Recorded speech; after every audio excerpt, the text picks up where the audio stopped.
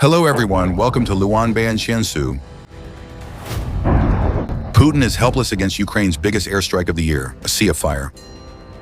Ladies and gentlemen, when the sky over Russia's capital lit up with hundreds of terrifying explosions and vital airports were completely paralyzed, the whole world was shocked to realize that Putin's vow to protect Moscow had officially gone up in smoke.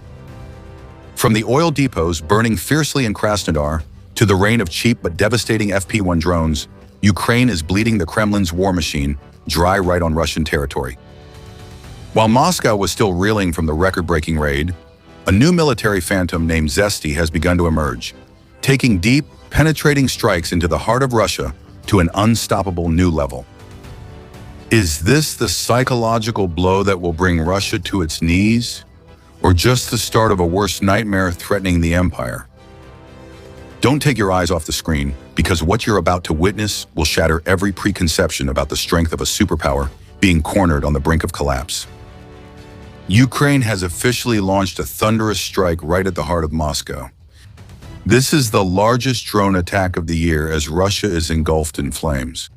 Oil depots are ablaze, and the capital of the land of birch trees is under siege. For Putin, this means that the people of Russia, in the most important city he has always tried to protect, are now forced to taste the bitter reality of war. According to detailed information from the Moscow Times, on March 16, Ukraine launched waves of drones and attacks that continued the Russian capital for several days. This is considered one of the largest-scale operations since the conflict began. The attacks continued relentlessly, according to the mayor of Moscow, Mr. Sergei Sobyanin. This shows that Ukraine has truly changed its tactics, deciding that the Russian capital is now a completely legitimate target on the military chessboard. Of course, Mr. Sobyanin still made the usual statements as always, saying that the air defense system had destroyed all the targets. However, it is the enormous number of drone swarms that Ukraine has launched that creates the most overwhelming pressure. In a post on Telegram, the mayor of Moscow said that in the past 2 days, air defense forces have destroyed about 250 enemy drones right on the approach to the city. What we are witnessing is that Ukraine has officially removed all barriers. They are sending a strong message to Putin and Kremlin officials that Moscow, the city that was given top protection priority, is now completely within firing range and can be penetrated at any time. The psychological shock from this escalating airstrike strategy could create enough pressure to force Putin to reconsider ending the invasion, an issue that we will analyze in more detail later. Looking back at history, this is not the first time Ukraine has targeted Moscow. In March 2025, about a year before this record-breaking attack, Ukraine also experimented with a similar campaign. At that time, 91 drones were shot down around the capital, resulting in 3 deaths. However, in this latest attack, there have been no reports of casualties so far. But that may just be a false sense of peace, as witnesses at the scene reported countless loud explosions, forcing Russia to close numerous airports across the Moscow region, according to Kiev Post. Local residents witnessed terrifying explosions in the Chorsky administrative district. Along with that, the areas of Podolsk, Domodedovo, Dabna, Mosaisk-Isha, Soniknogorsk, and Narofomos were also targeted. Ukraine is continuously launching waves of drones into the capital and surrounding areas. The Russian Aviation Authority, Zosaviasia, had to impose strict flight restrictions. Major airports such as Vnukovo, Domodedovo, Zhukovsky, and Sheremetyevo all fell into chaos with numerous flights canceled or delayed.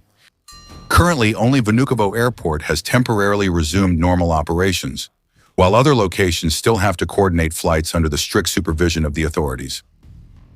The closure of airports is not just a transportation issue, but it also has an extremely severe psychological impact.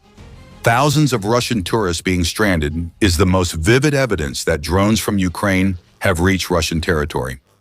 No matter how much Putin tries to hide the evidence or even shuts down access to Telegram, the fact that flights are delayed for safety reasons still sends an undeniable message that Russian skies are no longer safe.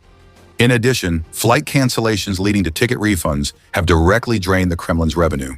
We saw this scenario back in July 2025, when an attack on 10 Russian cities caused 2,000 flights to be delayed and 485 flights to be canceled, forcing Russia to refund money for 403,000 plane tickets. That was a massive financial loss that Putin's war machine couldn't tax. Each attack that paralyzes an airport is a heavy blow and shatters the Kremlin's propaganda. Another interesting detail from the Telegram channels SOT and Turkey Post is that Ukraine used the FP-1 drone series in one of these attacks.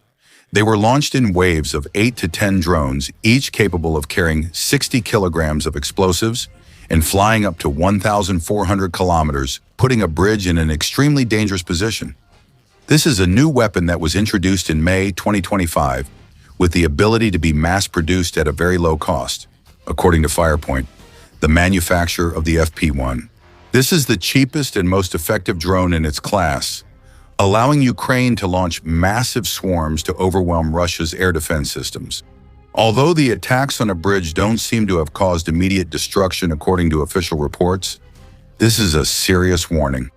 When combined with hybrid missile types like Flamingo, the FP-1 can serve as a pathfinder, clearing defensive blockades to pave the way for more devastating attacks on the Russian capital. At the moment, we can only access scattered pieces of information from the Russian side, with a reported number being about 250 shot down and with no casualties. But in reality, what lies behind those black clouds of smoke is probably much more intense. While Ukraine remains silent and observant, the Moscow authorities are taking steps that show they are desperately trying to control the flow of information. Take a look at the Telegram network outage that we mentioned. The Moscow Times reported that during the same weekend, when Ukraine launched a wave of FP-1 drones, people across Russia also simultaneously lost access to Telegram. A comprehensive crackdown in cyberspace is expected to take place in April. This could mark the end of the social media app in Russia. However, the fact that the network outage coincided with Ukraine's attack suggests that the Kremlin may have jumped the gun, in order to prevent images and news about the explosions in Moscow from spreading widely. Reportedly, Telegram almost stopped working for most Russians unless they used VPNs. The disappearance of Telegram is not the only sign that Russia is trying to hide something important. As reported by the Post on March 15, a dark night of digital disconnection has covered both Moscow and St. Petersburg in recent days. This network outage is believed to have been directed by the Kremlin, causing 19 million people to be completely isolated from internet services. There have been widespread rumors that this is related to a coup plot, as Mr. Putin is carrying out drastic budget cuts at the Russian Ministry of Defense. But whatever the reason, the clear reality is that Russia is using every extreme measure to take away its own people's reporting tools in order to erase any trace of the success of Ukraine's record-breaking drone attacks. It is a campaign to suppress evidence and suppress the truth that Putin is desperate to keep secret at all costs. However, no matter how hard the Kremlin tries to maintain a peaceful facade at the capital, in another region of Russia, undeniable evidence of the brutality of war is becoming clearer than ever. While the capital is losing connection and drones continue to fly in the sky, truly serious troubles are coming to Russia in Krasnodar. Located about 1,300 kilometers south of the capital, this city is the capital of the Krasnodar region. It is also less than 100 miles from the Black Sea. This strategic location makes Krasnodar a top priority target for Ukraine's long-range weapons. Moreover, this area is home to massive oil depots that serve as the logistical lifeblood, supplying fuel to Russian forces occupying Ukraine. With that position, you can probably guess where Ukraine would target during the weekend when they launched 250 drones towards Moscow. If you thought of Russia's oil, you are absolutely correct. In the early hours of March 16, Ukraine launched a lightning drone strike on Krasnodar. The attack hit a local oil depot. The first reports of explosions began to appear at 2 a.m. local time, and not long after. There was so much evidence of Ukraine's success that the Russian authorities could no longer pretend that oil wasn't burning fiercely in the city. The Krasnodar emergency response team later had to admit on Telegram that a drone attack had caused a fire at the oil depot in the Lubinsk industrial zone. They reported no casualties based on early information, but the fire was clearly impossible to hide. The Exilanova channel proved this with a series of videos capturing the horrifying scenes after the attack. Huge fires at the Lubinsk industrial zone raged fiercely, growing more intense by the minute. Although Ukraine has not made any official comment, all reports indicate that they carried out this strike decisively. On the Russian side, apart from information from the rescue teams, we once again hear the familiar tune from RIG that the authorities often use. They claim that this was not a direct strike, but rather that Russia's air defense system was so effective that it shot down all the targets. And unfortunately, the debris from the downed aircraft fell right onto the oil depot, causing an explosion so powerful that the entire area was engulfed in flames. Does anyone else find Russia's reporting style strangely familiar? It seems like it's always the same. It's the debris that causes the damage, not the Ukrainian weapons themselves. At this point, it feels like Russia's military and energy infrastructure is so fragile that you could just throw a stone at an oil depot and it would burst into flames. Sarcastically speaking, it seems like we're witnessing the most accurate drone debris in the world. The reality is that those pieces of debris are still attached to a fully intact drone because Russia's air defense system has completely failed to stop them. The Kyiv Independent added that the Krasnodar Krai region has been a continuous target of Ukraine throughout the past week. On March 15, Ukraine also struck the Tikhoris oil pumping station, one of the key oil transit points in the area. Images of the incident have been spreading on social media, show that this facility was also engulfed in flames, adding insult to injury for the Russians. The strike on March 15 took place right after another attack on the same facility on March 12. But that's not all. Ukraine also carried out a raid on the Avdiivka oil refinery at the same time. People have the right to wonder whether Russia actually has any air defense systems in Krasnodar Krai, or maybe there's nothing at all. While the Kremlin is scrambling to cover up information in Moscow after the largest attack in history on the capital, they seem powerless to control what is happening. 800 miles away, oil in Krasnodar Krai is burning, and Russia has failed to cover up what Ukraine is doing. Moscow and Krasnodar are two completely different cities, but both have suffered a devastating onslaught in recent days. Each strike by Ukraine has its own distinct character, but in the end, they all serve a single purpose: to paralyze Russia's war machine. Returning to the strategy in Krasnodar Krai, this is a continuation of a plan that Ukraine has accelerated since 2025. By destroying as much of Russia's oil as possible, Ukraine is weakening Putin's forces right on the front lines and depriving the Kremlin of an important financial resource.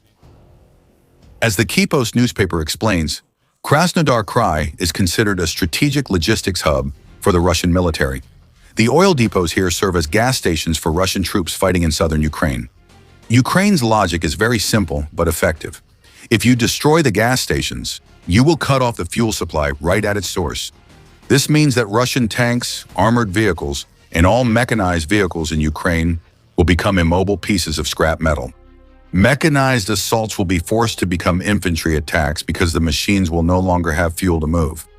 Even mobile air defense systems or artillery won't be able to do anything more when the flow of oil is cut off. They will have to stay in one place, and if Ukraine knows the locations of these weapons, more drones will come to finish them off while they're stuck without fuel. We also can't underestimate the importance of these strikes for budget revenue, because once the oil is burned, it can't be sold to any other country anymore. Ukraine has understood this truth for a long time, and the continuous attacks on Russia's oil lifeline have caused a persistent decline in the huge revenue that Russia gets from its most valuable commodity. In fact, the campaign called Operation Epic Fury that took place in Iran has unintentionally become a lifeline for Russia. When the Financial Times reported that Moscow is earning about $150 million more each day, thanks to the surge in oil prices after Iran blocked the Strait of Hormuz. However, that's just a temporary painkiller for Putin's oil headache. It's no coincidence that Ukraine keeps firing at Russia's key oil depots, right while the conflict in Iran is happening. Targeting downstream oil infrastructure right now means taking away Putin's profits and leaving his army without fuel to sustain the invasion. And from there, we return to the massive number of 250 drones heading straight for Moscow. The impact of these flying devices is not only measured by the visible physical damage, but also by the heavy psychological shock weighing on the minds of every resident of Moscow. The Atlantic Council stated in January that long-range strikes are the strongest security guarantee Ukraine currently has to counter Russia. This proves that when Ukraine is able to send drones and missiles deep into Russian territory, directly targeting symbols of power like Moscow, it sends a strong message to anyone who still believes Putin's propaganda that Ukraine is exhausted. Ukraine is still fighting bravely, and their strikes are cutting deeper than ever. The people of Moscow are witnessing this firsthand. Even though the Kremlin tries to cover it up by tightening internet controls or cracking down on social media, there's nothing they can do when airports are closed and numerous flights are canceled. One or two canceled flights can be explained away with vague reasons, but dozens of delayed flights in the same weekend are impossible to justify. Even Russians who only trust state media will soon realize that such chaotic situations can only happen because of the appearance of Ukrainian drones. Ukraine is bringing the fire of the war that Putin started back to his own home. Admittedly, they've been doing this for a while, but previously Ukraine rarely targeted the capital compared to border regions or remote areas, less important areas that Putin wasn't very interested in defending. Now, Ukraine's FP-1 drones, which cost only about $5,000 each according to United 24 Media, are being produced at a staggering rate of up to 100 units per day. Ukraine can maintain mass production and launch of drones toward the capital while still keeping up its long-range strike strategy in other regions of Russian territory. That's exactly what we've seen in the past few days. Sending 250 drones into the capital is a direct message to Putin. The same thing happened with the burning oil depots in Krasnodar Krai, even though destroying them has both practical and psychological significance. Putin knows very well that Ukraine can strike Krasnodar Krai because they've done it many times before.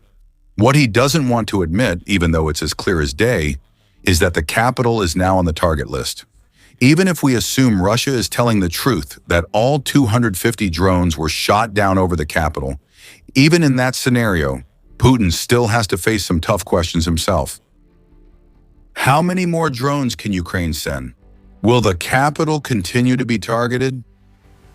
And if Ukraine keeps launching relentless attacks on the capital, how long will its air defense system hold out before the drones start breaking through the shield?